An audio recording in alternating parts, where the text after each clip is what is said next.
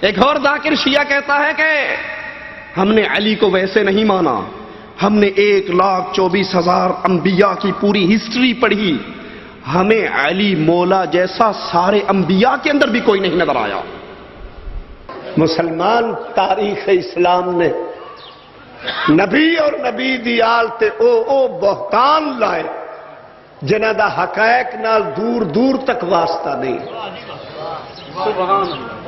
اسی علی مولا نو وس نال نہیں منیا، رب کعبہ دی قسم پوری کائنات دی ریسرچ کیتی ہے، سانو علی دا ثانی نبیاں چ نظر نہیں ہے۔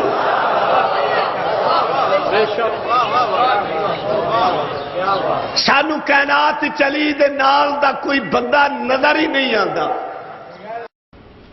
یہ وہ جرم ہے بندے کو بندگی کے مقام سے اٹھا کر اس کو الوہیت کے مقام پہ بٹھا دینا،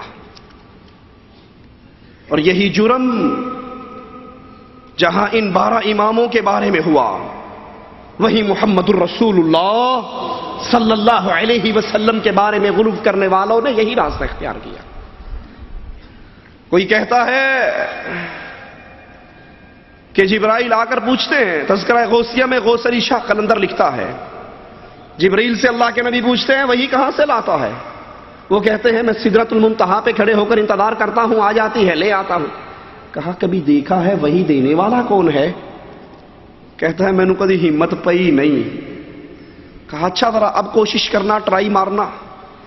جبرائیل پرواز کرتا ہے، عرش پہ پہنچتا ہے تو وہاں پر خود رسول اللہ بیٹھ کر وحی کر رہے ہیں۔ جبرائیل زمین پہ جاتی مارتا ہے، وہاں بھی رسول اللہ بیٹھے ہیں، اوپر دیکھتا ہے وہاں بھی رسول اللہ ہے۔ طاہر القادری اپنے ایک بیان میں کہتا ہے جب معراج کا سفر ہوا اللہ کے نبی بلند ہوتے گئے، اتنی بلندیوں پہ گئے کہ عرش پہ پہنچ گئے۔ جب عرش پہ پہنچے اللہ استقبال کے لیے کھڑا ہوا، نبی اور اللہ آمنے سامنے، عاشق اور معشوق آمنے سامنے۔ کہتا یہ وہ مقام ہے جس کو سمجھایا نہیں جا سکتا، بس اتنا سمجھو کہ وہاں پہنچ کر احد اور احمد کا فرق ختم ہو گیا۔ انا للہ و انا الیہ راجعون۔ اور میں کہتا ہوں اے طاہر القادری جب تیری زبان سے یہ جملے نکل رہے تھے تیرے پلے سے ایمان ختم ہو گیا۔ جب رسول عرش پہ پہنچے، احد اللہ، احمد رسول اللہ، میم کی مروڑی کا فرق، کہا یہ فرق ختم ہو کے دونوں ایک ہو گئے۔ اس سے بڑا کفر کوئی اور ہوگا؟ اس کا سبب کیا ہے؟ غلو کرنا، کسی کو اس کے مقام سے بڑھا دینا، کسی کو اس سے اونچا لے جانا۔ یہ ہمارے ہاتھ میں ہے ہدایت بخشش۔ امام اہل سنت مجدد دین و ملت اعلیٰ حضرت بریلوی صاحب کا نعتیہ کلام، اس نعتیہ کلام کے خواتین پہ رسول اللہ صلی اللہ علیہ وسلم کی شان میں غلو کرتے ہوئے کیا کہتے ہیں؟ اے نبی میں تو مالک ہی کہوں گا کہ تم ہو مالک کے حبیب۔